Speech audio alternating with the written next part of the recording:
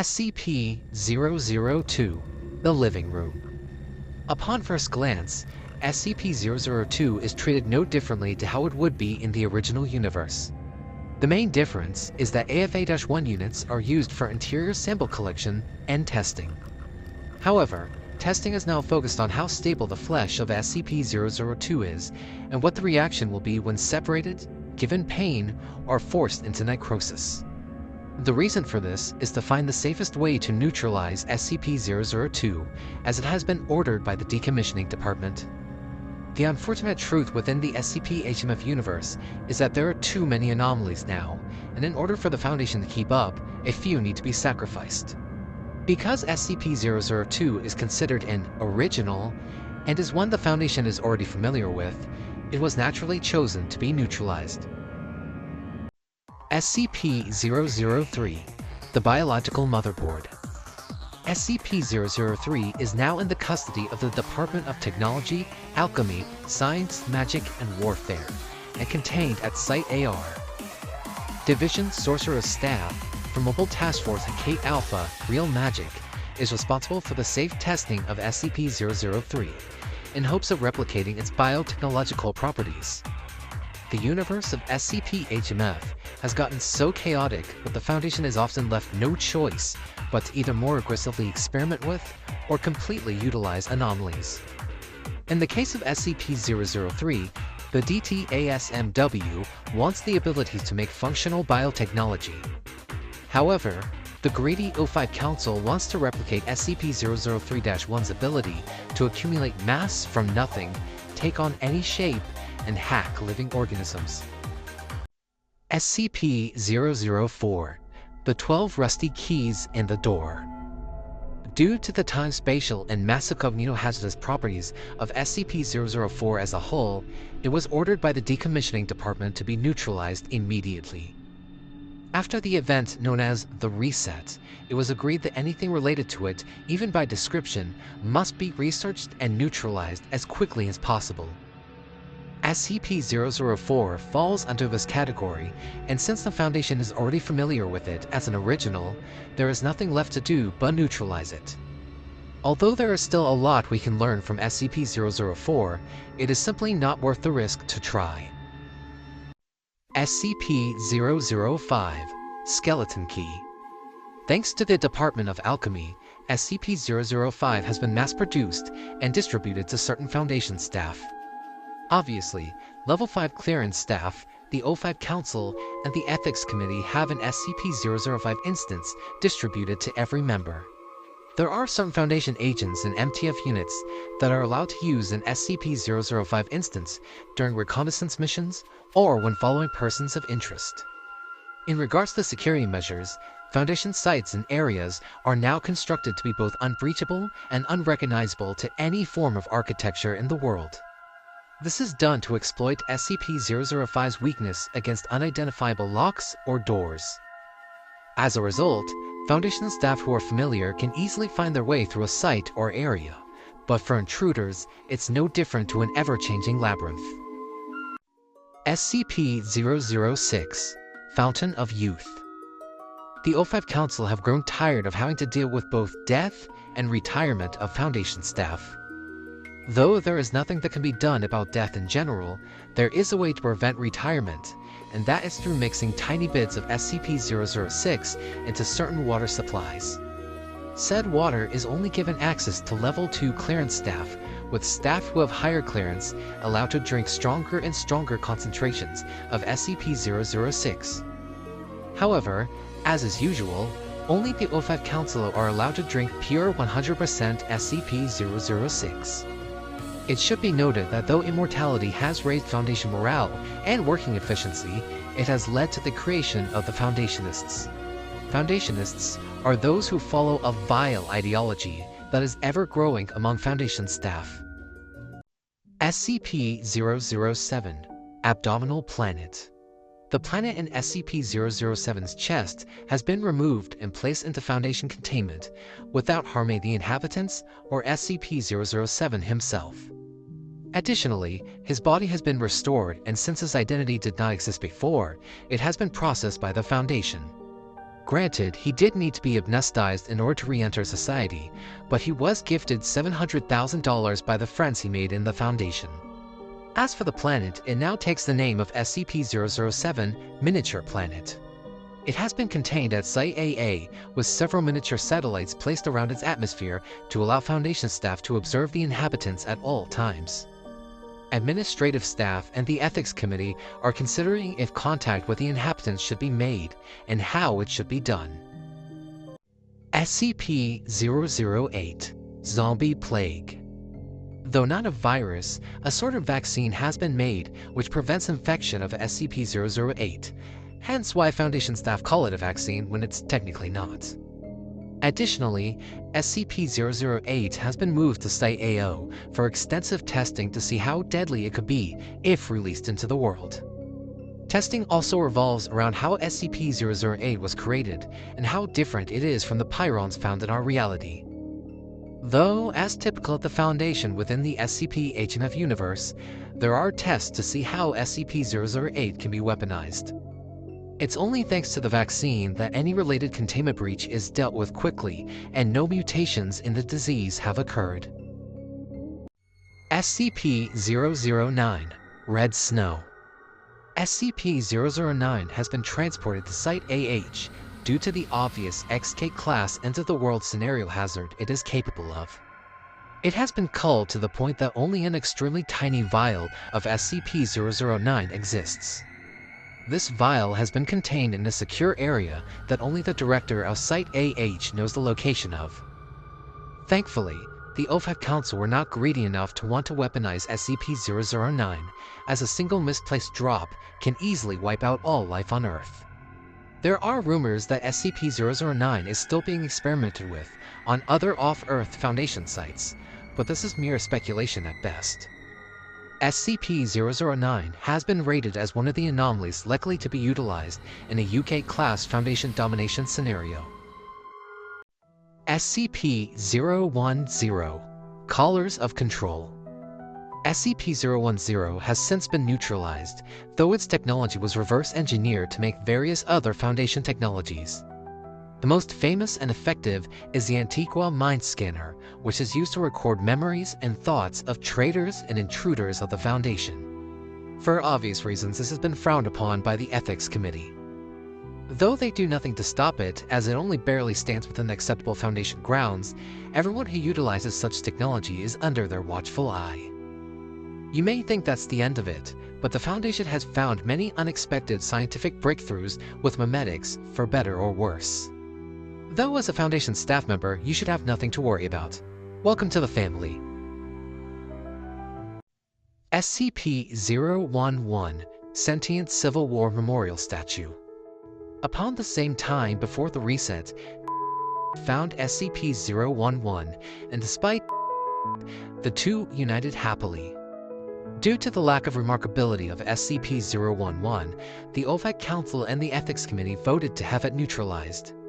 To do this, the most advanced Foundation cloning technology was used to build SCP-011, a new body, and place its consciousness into said body.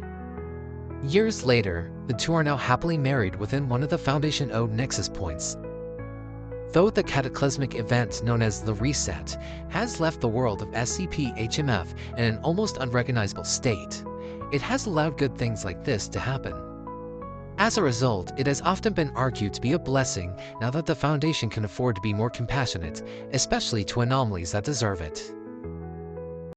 SCP-012 A Bad Composition. Due to the fact that everything in regard to the anomaly has already been learned and its lack of utilization within the Foundation, SCP-012 has been neutralized. Due to the growing number of anomalies within the SCP-HMF universe, the Foundation cannot afford to waste its time on anomalies that do not bring any value in research or utilization. This especially goes for the original anomalies before the reset. As a result, SCP-012 is just one of many anomalies that were chosen to be neutralized. Though to add insult to injury, because its neutralization was so easy, it was given the object classification of Joke. SCP-013 Blue Lady Cigarettes. Instances of SCP-013 are commonly used to study if it's possible to create new drugs that have the same mind-altering capabilities as memetics. Imagine a drug that can make you see anything without altering the body in any way. This is what Foundation researchers hope to achieve. Though of course there are ways to weaponize this, no doubt the O5 Council are already drooling over such ideas. However, this can also unlock new and possibly safer and more therapeutic ways to relieve stress, mental disorders, and illnesses. Memetic therapy can grant this too, but has dangerous side effects if not done properly. That being said, the medical possibilities could be endless, but only if we can get it to work, and that will take time. SCP-014, the Concrete Man. Thanks to the Anomalous Employment Division, SCP-014 avoided being neutralized in a fashion that would have resulted in his death. Instead, he was given a cybernetic exoskeleton that allows him to move without changing his state of mind. SCP-014 now works as a psychology teacher for the Foundation's school system to help educate children and job candidates of the Foundation. He even occasionally works with Foundation researchers to help develop new mental training and skills to assist Foundation staff and MTF units in various ways. Such methods include preventing development of PTSD, being able to better recall distant memories, and much more. As a result, SCP-014 is highly regarded among Foundation staff and beloved by almost all. SCP-015 Pipe Nightmare. Custody of SCP-015 was turned over to the Global Occult Coalition, as they were the only ones who knew how to destroy the anomaly without making the situation worse. Though the O5 Council is not happy with allowing anomalies to fall into the custody of the GOC, this did work out in the Foundation's favor. Ever since the incident known as the Reset, the Foundation and the GOC have become more friendly, with hostile tensions between our organizations slowly dying out. Though distrust, jealousy, and rivalry still exist, allowing the GOC to occasionally destroy a few anomalies in Foundation custody has allowed said tensions to wither, as the alliance between our organizations continues to grow. SCP-016 Sentient Microorganism. As expected, SCP-016 is being used constantly in tests to see how and if it can be weaponized for the Foundation's benefit. Thankfully, no one within the Foundation has forgotten how dangerous SCP-016 is, but that is exactly what makes it valuable. Due to Foundation resources and technology becoming more advanced since the Reset, researchers have been able to take more risks with fewer consequences. Granted, casualties are still a possibility, but to find new weapon-based, impossible medical properties within SCP-016 is considered worth the risk. Though this can only be shown to be worth it once SCP-016 is actually under control, which will take an unknown amount of time and resources. SCP-017 Shadow Person. SCP-017 has been marked for neutralization due to the massive hazard of its anomalous properties, as well as the fact that no further research will bring any benefit to the Foundation. Though this has led to the problem that even with the most advanced Foundation technology, there is no way to safely destroy SCP-017. SCP-017 cannot be turned over to the GOC, as that would require transporting it, which would be an immediate risk of breaching containment. All Foundation weaponry has proven ineffective at bringing so much as discomfort to SCP-017. Finally, it is not considered such a deadly threat for the Department of the Impossible to deal with it. As a result, SCP-017 is now in the custody of Mobile Task Force Hephaestus 1 Legion crafters, in hopes that their experiments will eventually bring in the results needed. SCP-018 Super Ball. Just like before the Reset, SCP-018 is being used in experiments to see if it's possible to replicate its anomalous properties. This has led to many wonderful successes, such as the reverse engineering of SCP-018, leading to the creation of shock nullification armor. As the name implies, this armor allows Foundation agents, MTF units, and staff to not have to fear any physical attacks or the recoil of falling from high positions. There is also the lesser-known combat glove, worn by a majority of MTF units that allow them to punch with twice as much force, as well as kinetic trains that transport underground Foundation trains between sites under incredible speeds without any recoil or other harmful effects. SCP-019, the Monster Pot. SCP-019 is one of the anomalies that was given to the Global Occult Coalition in an effort to maintain peace between our organizations. Though to the shock of many Foundation staff, the GOC did not destroy SCP-019, but instead found new ways to manipulate its anomalous properties. They can now control when SCP-019 creates SCP-019-2 instances and make it stop anytime they want. They have even found ways to replicate SCP-019. It seems they do this in hopes of using SCP-019-2 instances as a method of training for strike team recruits. This just goes to show the GOC is more nuanced than just killing every anomaly they come across. They have the capacity to utilize a few, even if it's just for target practice. SCP-020, Unseen Mold. Naturally, due to the chaotic and anomalous nature of SCP-020, it is experimented with heavily within the Foundation.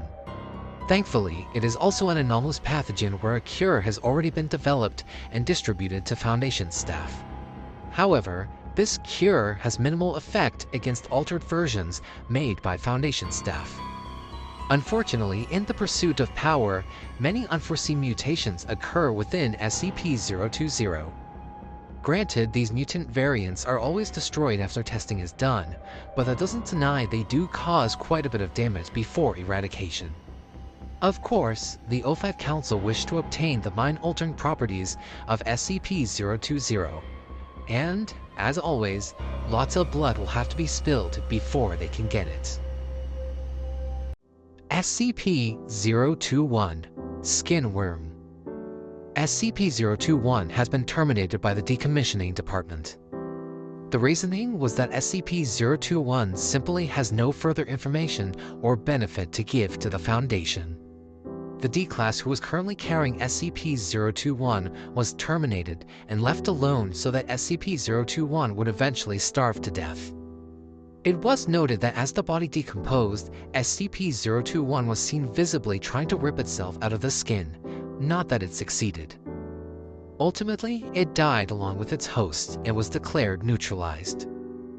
SCP-021 stands as a depressing but great reminder of how ruthless the Foundation has become since the reset.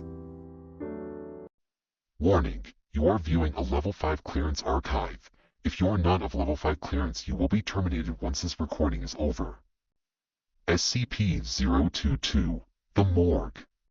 SCP-022, by knowledge of a majority of Foundation staff below Level 5 clearance, has been neutralized. In reality, it has been given to SCP-049 and SCP-ACT in hopes of using it for experiments. They have been given specialized gear that prevents SCP-022's anomalous effects of destroying random objects when entering the front doors. Additionally, they have been given a special mission by the O5 Council to use SCP-022 as a possible candidate for Project Legacy. In exchange, they may utilize the corpses however they please as well as experiment as freely as they desire, so long as they don't forget the end goal is Project Legacy. Warning: you are viewing a Level 5 clearance archive. If you are not of Level 5 clearance, you will be terminated once this recording is over. SCP-023, Black Shuck. SCP-023, by knowledge of a majority of Foundation staff below Level 5 clearance, has been neutralized. In reality, it is being experimented with heavily by Dr. Wicked, who has no living family members remaining. He is trying to manipulate the anomalous properties of SCP-023, as it has been chosen as a candidate for Project Phantom Bullet. If SCP-023 proves to be a successful candidate for the project, the O5 Council will be able to wipe out any group of interest it desires within a matter of a single year, possibly shorter if the time limit can be controlled. Dr. Wicked claims he is making progress and will get the project done by 2000. SCP-024, Game Show of Death. SCP-024 has been given to the Department of Strategic Redemption. They use SCP-024 as both a training course and a torture device to keep new recruits in line. As is typical of the Department of Strategic Redemption, a majority of the people they deal with are D-Class, so the Ethics Committee has approved of this vile method of training. It not only keeps those who participate in shape by working in life or death situations, but they are threatened that if they disobey the Foundation, they will have to go through it again and again.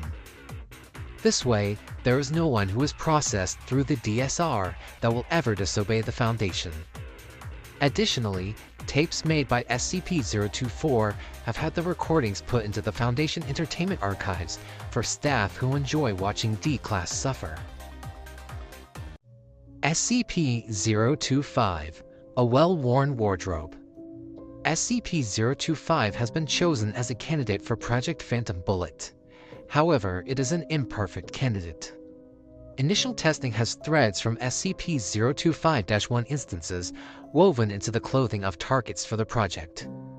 Because of the state of the SCP-025-1 threads, the entirety of the person would be obliterated except for the small piece of flesh close to the thread. Naturally, for them to end up in such a state, they had to be crushed entirely or exposed directly into an explosion. This of course led to unnecessary civilian casualties on quite a few occasions. As a result, it's been heavily debated between the O5 Council and the Ethics Committee on how to progress with utilizing SCP-025.